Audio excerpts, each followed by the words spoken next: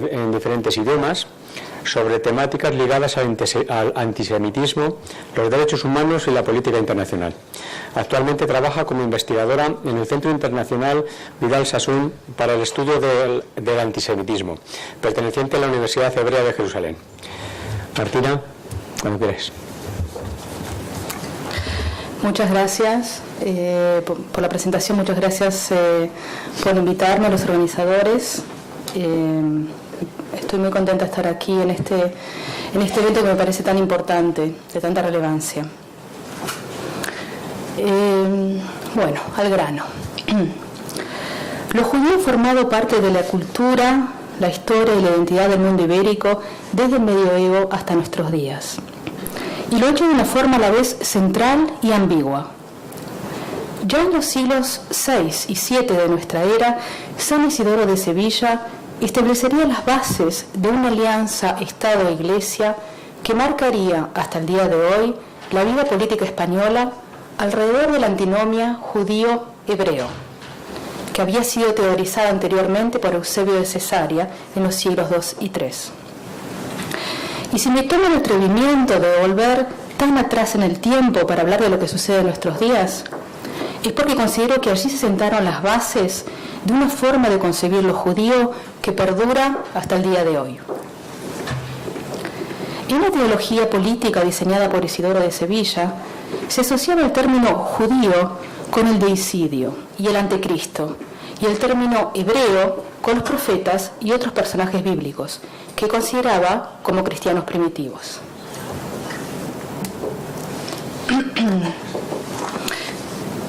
Esta distinción, donde se ve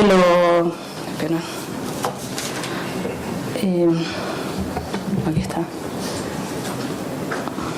Esta distinción cumplía un rol esencial en su proyecto político, ya que con el fin de reforzar la legitimidad de la monarquía hispanogoda, buscaba en cierta forma demostrar que los visigodos eran descendientes directos del bíblico Magog, hijo de Jafet y nieto de Noé, y herederos legítimos de los reyes hebreos David y Saúl. Por otro lado, y significativamente, Isidoro promovió la adopción de medidas antijudías por parte del Cuarto Concilio de Toledo, fundamentadas en el carácter supuestamente contaminado de la sangre judía. Aunque aparentemente contradictorio, este esfuerzo por un lado, establecer una conexión directa entre los reyes hispanogodos y los hebreos, y por el otro, extirpar del seno de la sociedad los elementos judíos supuestamente contaminantes, pone en evidencia el lugar central de lo judío-hebreo en el contexto español. Al igual que el axis mundi o el mítico centro del laberinto, esta dicotomía simboliza en el plano de las ideas los extremos del bien y el mal, el héroe y el monstruo. Significativamente, en los volúmenes de la Enciclopedia Espasa, publicadas en el primer tercio del siglo XX y que pude consultar en la sala de lectura de la Biblioteca Nacional de Israel en Jerusalén, figuraban las siguientes entradas.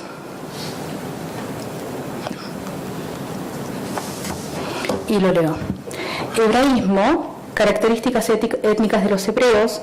Este es el tipo del que habían de ser cortados los patriarcas y los profetas, el que había de cantar con la emoción más profunda y noble y que había de elevar a su grado más alto el ideal humano. Los acentos no son míos, los copié de, simplemente dice copiar, soy consciente de que no es gramaticalmente correcto.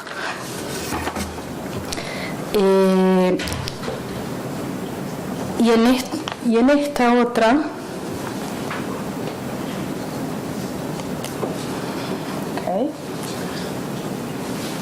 ¿por qué no funciona?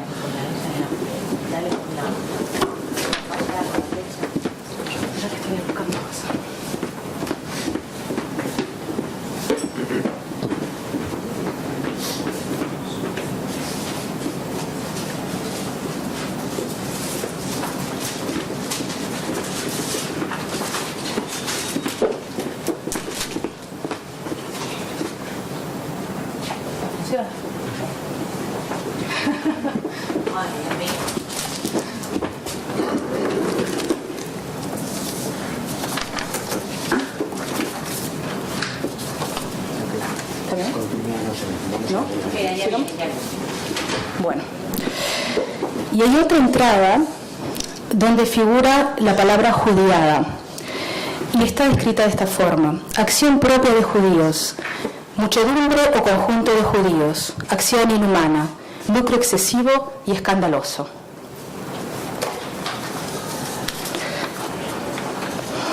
Fíjense que en la definición de hebraísmo aparecía la idea de que elevar a su más grado el ideal humano, mientras que en judiada aparece claramente la noción de acción inhumana.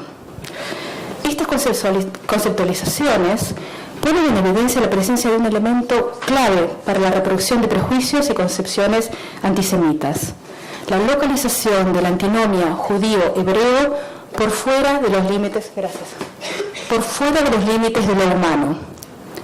Idealización y demonización serían claramente, en este caso, las dos caras de la misma moneda, pudiendo llevar una fácilmente a la otra. Y quiero recalcar que ya la profesora Ruth Fein, en un trabajo que hizo sobre el siglo de oro, la literatura del siglo de oro español, recalca cómo estos conceptos, esta antítesis de judío y hebreo, ha sido registrado y validado por el primer diccionario de la lengua española, el Tesoro de la Lengua Castellana o Española, de 1611, de Covarrubias.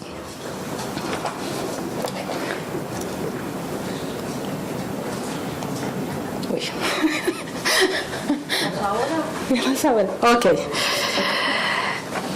Yo creo que esta imagen permite ver gráficamente lo que en mi opinión es un concepto central de la antinomia judío-hebreo, donde en esta imagen del yin y el yang de Oriente se sintetiza al carácter a la vez dinámico y complementario de esta antinomia. Este punto, insisto, es, en mi opinión, fundamental a la hora de comprender las distintas formas que han ido tomando los prejuicios y las concepciones antisemitas en la España de hoy. Durante siglos, la ausencia física de judíos en territorio español, y esto ya se dijo con anterioridad aquí, fue contrarrestada por una activa presencia de los mismos en la cultura y la religiosidad local. Hasta el día de hoy, costumbres como ir a matar judíos en Semana Santa son practicadas en distintos pueblos de España. Asimismo, tradicionales acusaciones de crímenes rituales, supuestamente cometidos por judíos contra niños inocentes o incluso contra Cristo mismo a través del misterio de la transubstanciación, como es el caso del Santo Niño de la Guardia o la leyenda de la profanación de la hostia en Segovia, no solo permanecen vivas en la cultura popular, sino que incluso son el epicentro de importantes fiestas populares y religiosas locales.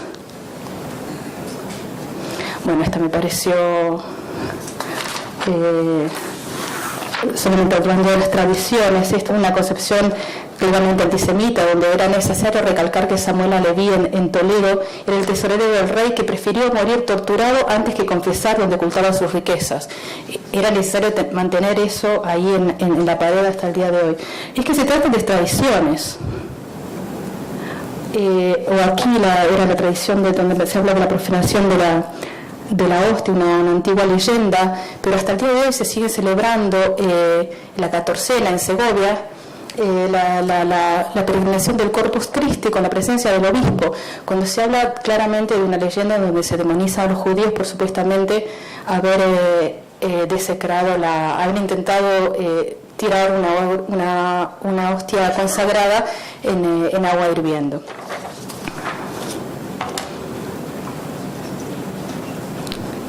Y esto también es de la parte de Sevilla. Y bueno, y la fiesta del año que pasó, se siguen celebrando ceremonias religiosas en honor a libelos de la sangre. Y eso es algo que cualquier persona que desde fuera de España llama muchísimo la atención. Es algo, es algo excepcional en España, este nivel de antisemitismo tradicional, digamos, estas tradiciones, ¿no? Sin embargo, la pervivencia de estas tradiciones antijudías no necesariamente se traduce en una abierta y masiva hostilidad hacia una comunidad judía española que, además de ser poco numerosa, se comporta generalmente con mucha discreción.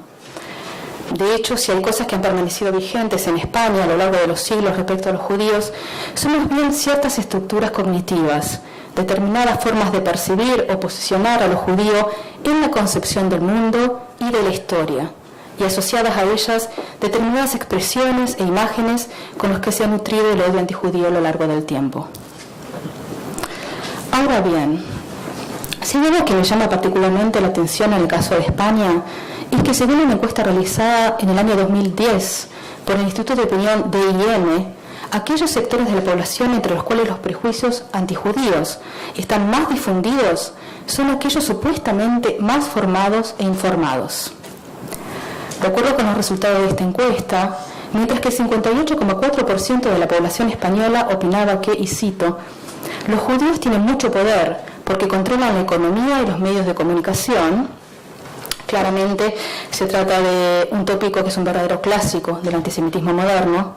Entre los estudiantes universitarios, esta cifra alcanza un 62,2% y entre los que han declarado tener interés por la política, un 70,5%. Por otro lado, los españoles autoidentificados con la extrema derecha tendrían en conjunto una imagen menos desfavorable de los judíos, un 34%, que los que se identifican con la centroizquierda, un 37,7%. Vemos, por lo tanto, que la adopción de motivos o concepciones antisemitas a la hora de interpretar la realidad no es en España un producto exclusivo de la inercia de las tradiciones antijudías, sino además fruto de una elaboración consciente, de un análisis supuestamente racional del mundo contemporáneo. Este fenómeno, por el cual los viejos prejuicios antijudíos de tipo religioso o tradicional pasan por un proceso de secularización, no tiene nada de nuevo.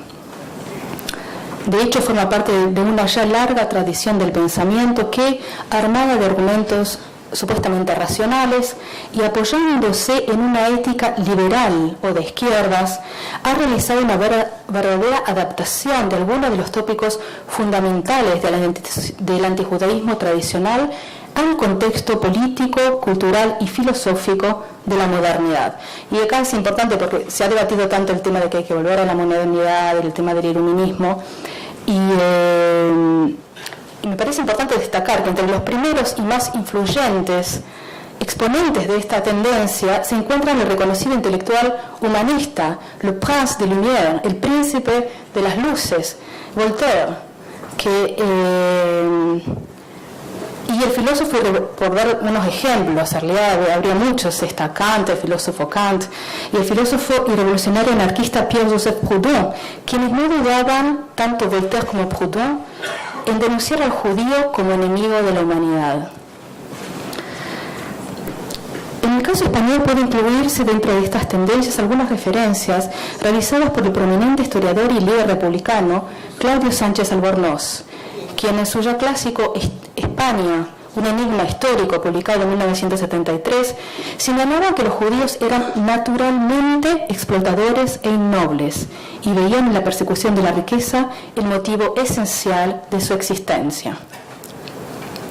Significativamente, Sánchez Albornoz abrió el capítulo de su libro dedicado a lo que él llamó los límites de la contribución judaica a la forja de lo español, señalando que ningún español educado contemporáneo suyo sentía antipatía alguna por el pueblo hebreo.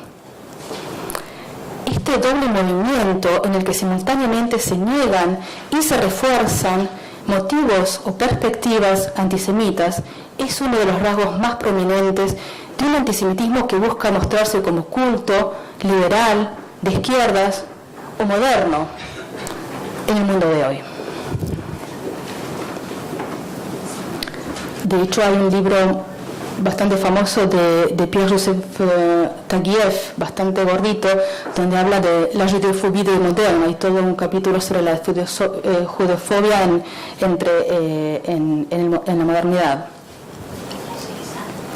No hay dudas de que la popularidad de que goza el mito antisemita, del control judío de la economía en los medios de la comunicación, en el seno de la población más educada, o en aquella que se identifica como de centro izquierda en la España de nuestros días, está influida por esta tradición del pensamiento.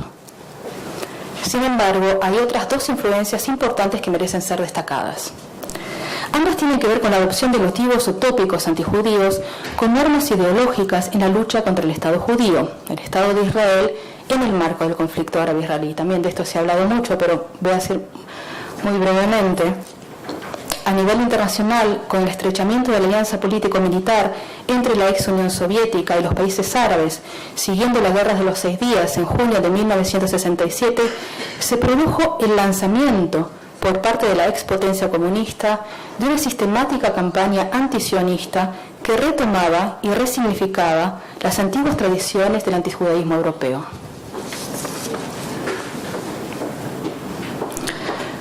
Claro está, esta campaña se nutrió de las profundas raíces que el odio antijudío tenía en Rusia y las demás ex repúblicas socialistas soviéticas.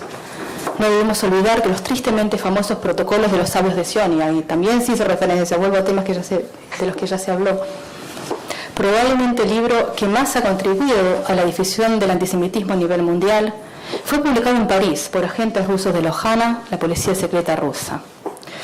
Esta obra, escrita entre 1898 y 1903, presentaba a los judíos como agentes del anticristo, un motivo medieval, es decir, se retomaba los viejos motivos medievales,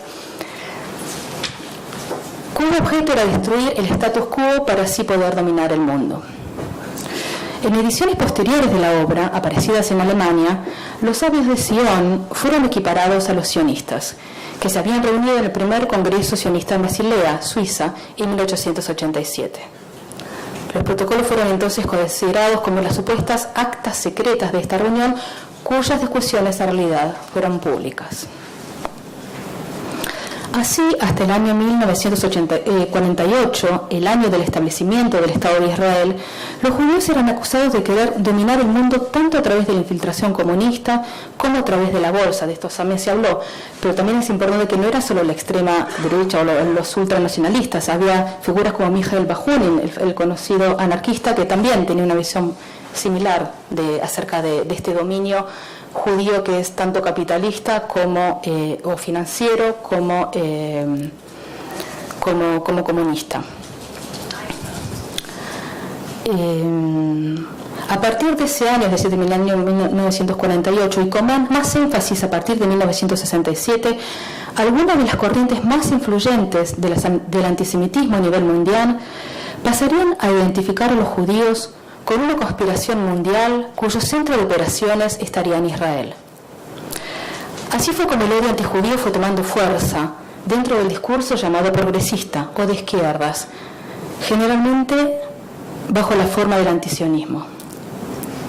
A pesar de la extinción de la ex Unión Soviética, varios de los tópicos que caracterizaron la adopción por parte de sus ideólogos de los viejos prejuicios antisemitas para deslegitimizar el sionismo y el Estado de Israel siguen gozando de buena salud en no pocos círculos políticos de izquierda. En España, esta tendencia global a utilizar tópicos, prejuicios o estereotipos antijudíos para demonizar a Israel se vio además acentuada por la llamada tradicional amistad hispano-árabe, forjada durante el franquismo, y que en el contexto político del conflicto árabe-israelí históricamente favoreció la difusión de imágenes negativas del Estado judío, tanto a nivel gubernamental como a nivel de la sociedad civil.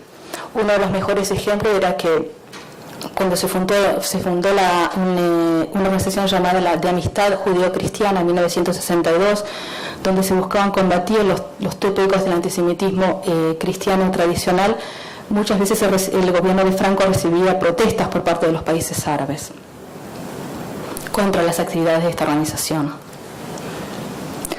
Este fenómeno, si bien es más prominente en los sectores de izquierda o centroizquierda, puede encontrarse hoy en todo el espectro político español.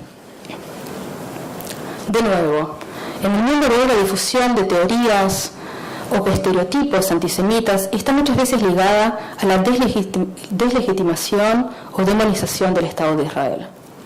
No se trata aquí de un evento único o extraordinario, sino de un fenómeno muchas veces ligado a la persistencia de conflictos internacionales. Es común que en el marco de este tipo de situaciones, los aliados de uno u otro bando tiendan a demonizar y deslegitimizar al oponente, Se trata de un fenómeno que pudo verse muy claramente en el marco, por ejemplo, de la Guerra Fría, pero se ven en distintos tipos de conflictos internacionales, es entre Francia y Alemania también. La diferencia es que en este caso la demonización del Estado judío vino a prolongar una tradición milenaria en el mundo occidental en donde lo judío aparecía asociado a la idea del mal. España no es una excepción, y aquí también algunos motivos centrales del antijudaísmo tradicional o moderno son usados como lente para analizar el conflicto árabe-israelí. Uy, ¿qué pasó?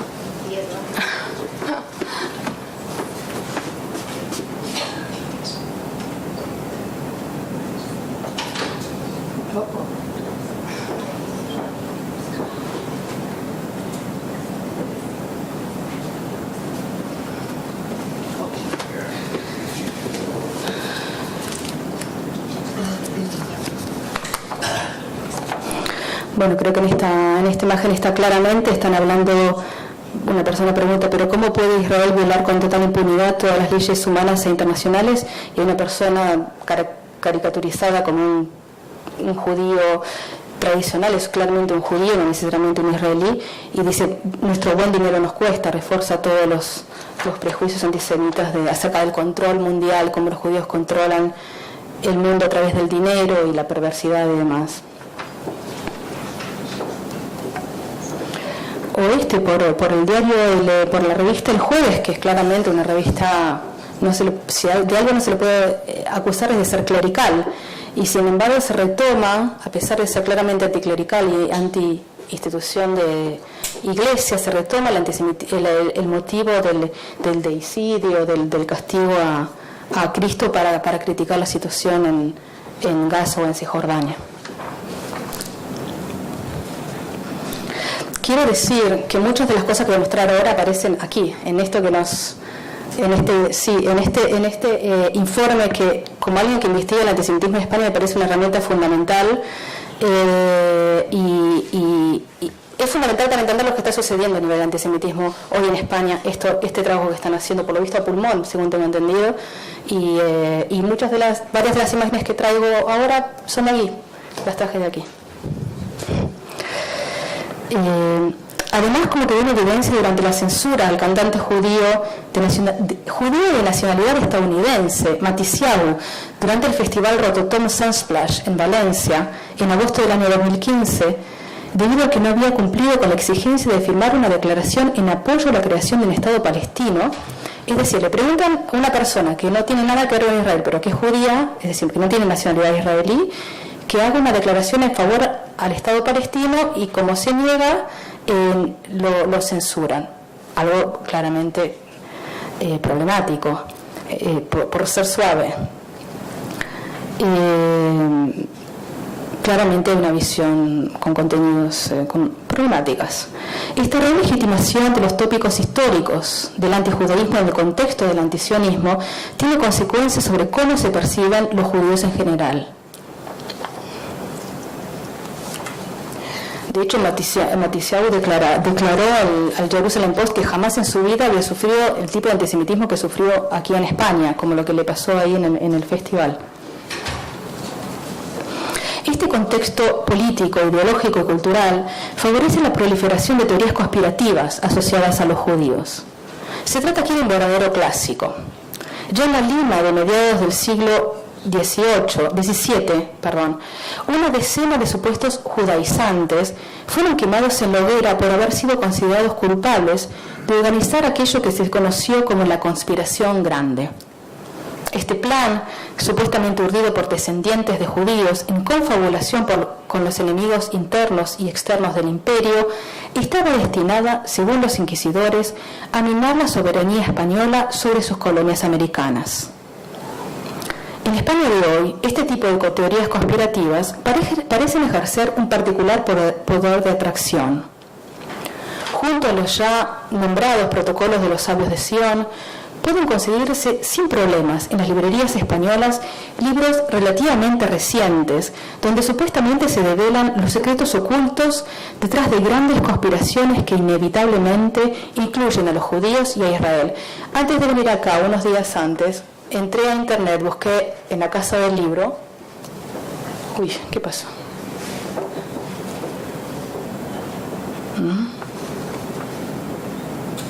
Esto así, porque esta es la parte de los protocolos de los sabios de Sion, que hasta qué punto siguen vigente esta noción de los protocolos, ¿no? También esto es del informe último sobre los actos antisemitas que tuvieron lugar en el 2015 y en 2016.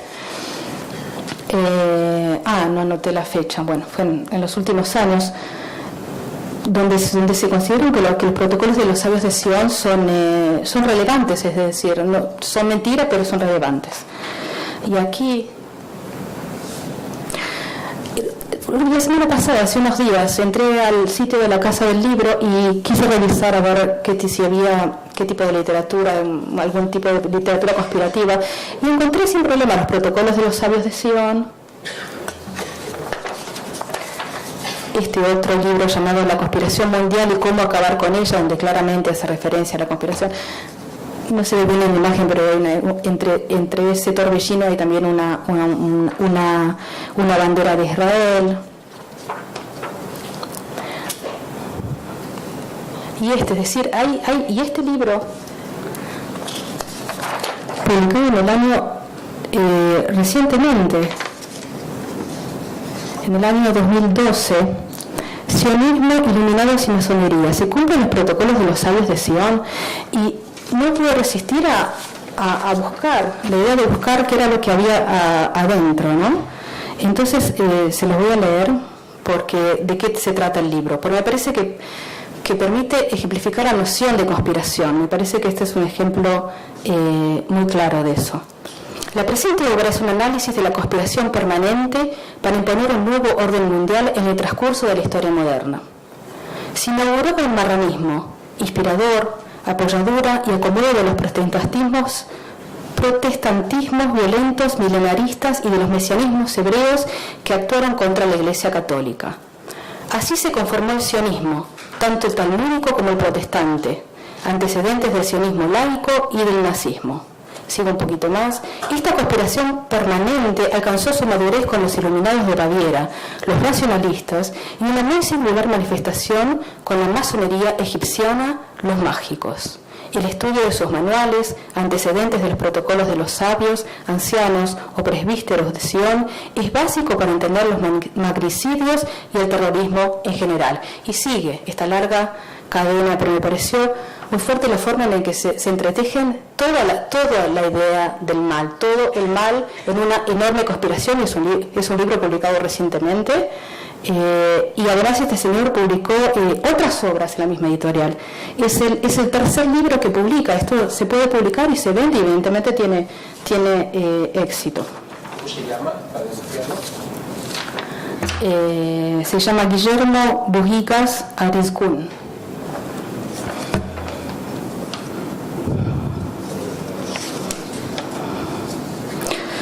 Sería imposible nombrar aquí las aparentemente infinitas líneas argumentales que aparecen detrás de estas teorías. Sin embargo, el objetivo último de estas depravadas y maléficas, supuestamente depravadas y maléficas asociaciones, generalmente está orientado hacia ejercer la dominación sobre todo el planeta.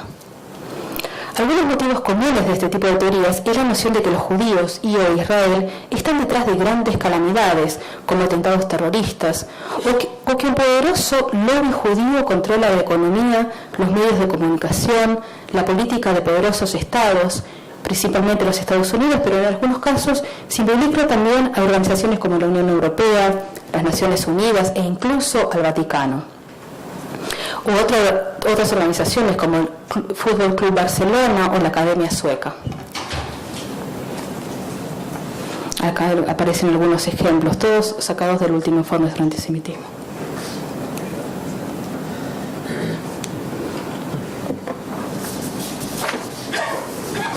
En este caso, Javier Bosch declara: si decidimos que Qatar no es digno de seguir en la camiseta, que sea con argumentos ideológicos o de leyes de oferta y demanda del mercado, y no porque el lobby judío imponga las reglas a nuestro presidente. Ya tuvimos agentes del Mossad en el club durante demasiados años y por ahora no pretendemos ser el Macabí.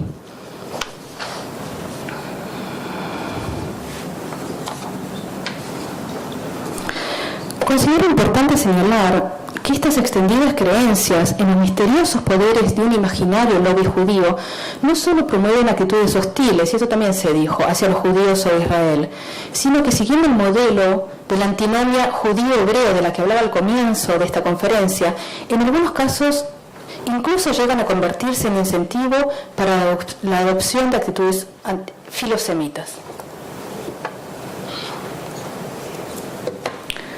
Y esta es una cita, ya tiene algunos años, de José María Lasalle, que publicó en ABC. Estaba criticando la política del presidente Zapatero. Entonces dice: con su gesto enemistoso hacia Israel ha conseguido dos cosas: que las orillas transatlánticas entre los Estados Unidos y España se alejen unos cientos de metros más. A todo esto era la política de Zapatero hacia Israel. Y, digamos, hubo una asociación directa entre Israel y Estados Unidos de nuevo. Y de paso nos hayamos enajenado necesariamente el apoyo del poderoso lobby judío norteamericano. De nuevo, esto es un tópico que evidentemente está muy instalado y la gente considera que esto es una verdad de perogrullo prácticamente. No se discute. Existe un lobby judío y es un hecho que existe un cierto consenso en ciertos ámbitos. El último aspecto de las manifestaciones del antisemitismo en la España contemporánea al que quisiera referirme es el del neonazi o de ultraizquierda. Si bien se trata de un fenómeno relativamente marginal desde el punto de vista numérico, es importante identificar las líneas principales en las que éste se desarrolla por la influencia que pueden llegar a tener sobre el resto de la población. En el discurso de ultraderecha, si bien por un lado se hace una reivindicación de los regímenes nazifascistas del pasado y se prega por una reedición de los mismos en el contexto actual, por el otro se incurre muchas veces en el llamado negacionismo o trivialización de la Shoah. Según la investigadora argentina Marisa Brailán, me parece que tiene una definición que en mi opinión es clarísima: el negacionismo del Holocausto es la distorsión ilegítima de un registro histórico que fue constatado efectivamente por prueba, es decir, uno no tiene que venir a probar nada, ya fue probado por prueba fílmica, documental y testimonial, y oportunamente juzgado por tribunales internacionales, de manera tal que ciertos eventos aparezcan como diferentes a los que fueron en realidad, con un fin meramente ideológico, político, religioso y o discriminatorio. Claramente, el objetivo de este tipo de distorsión de la verdad histórica es tanto preservar el buen nombre de regímenes que han sido condenados internacionalmente por sus políticas de exterminio, como reforzar la tradicional imagen del judío como un inescrupuloso manipulador de la opinión pública, cuyas metas últimas son la persecución ilimitada del dinero y el poder. Efectivamente, uno de los argumentos centrales esgrimidos por los negacionistas es que la Shoah o exterminio judío a manos de los nazis ha sido en gran medida un invento de los propios judíos destinado a sobornar a las conciencias occidentales, fomentando la culpa por un supuesto crimen que en realidad nunca existió. En el contexto español, el fenómeno neonazi irrumpió recientemente en la escena política en el contexto del secesionismo o las luchas independentistas libradas en Cataluña.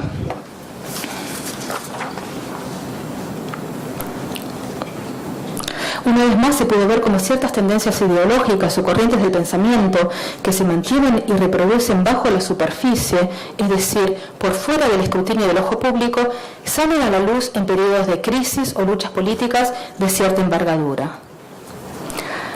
Y aquí una vez más podemos ver el fuerte atractivo que tienen las teorías conspirativas como una especie de llave que permitiría desentrañar las tramas ocultas detrás de los grandes acontecimientos y crisis históricas.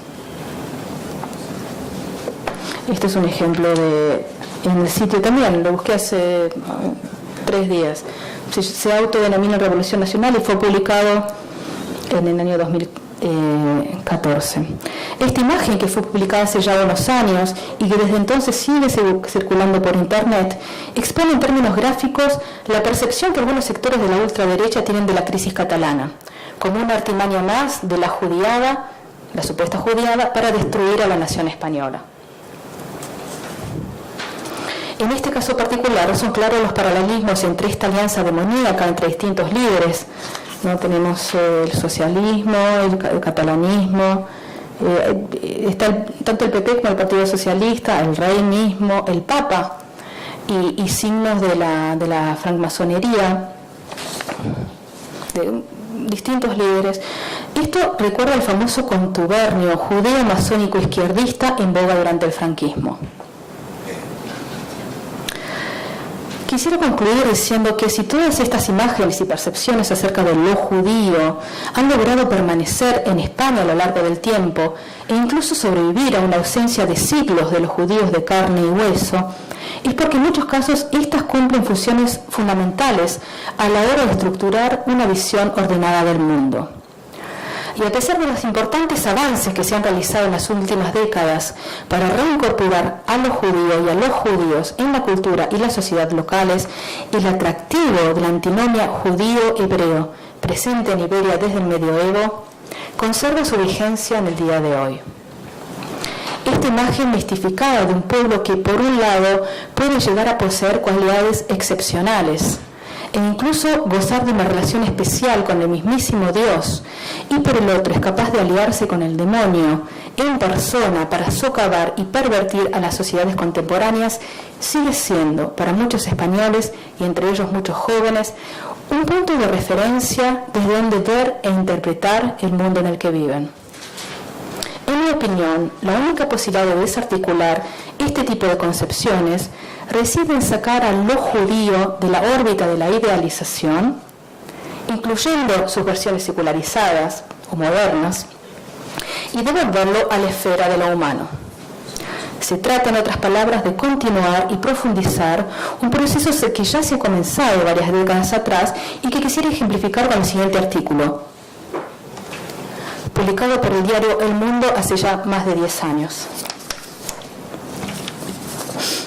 Lo que dirige el mundo es la firma, the firm, que es el nombre informal del venerable banco de inversión fundado en 1869 por el inmigrante judío alemán nacido Marcus Goldman.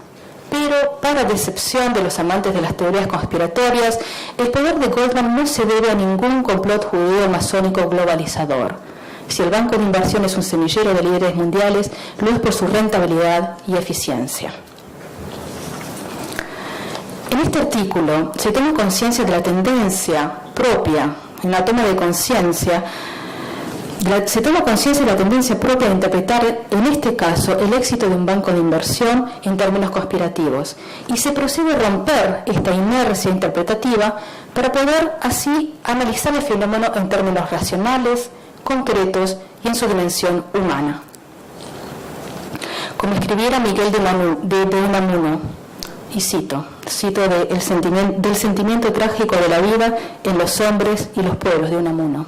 Él escribe: soy hombre, a ningún otro hombre estimo extraño, el hombre de carne y hueso, el que nace, sufre y muere, sobre todo muere, el que come y bebe y juega y duerme y piensa y quiere, el hombre que se ve y a quien se oye, el hermano, el verdadero hermano.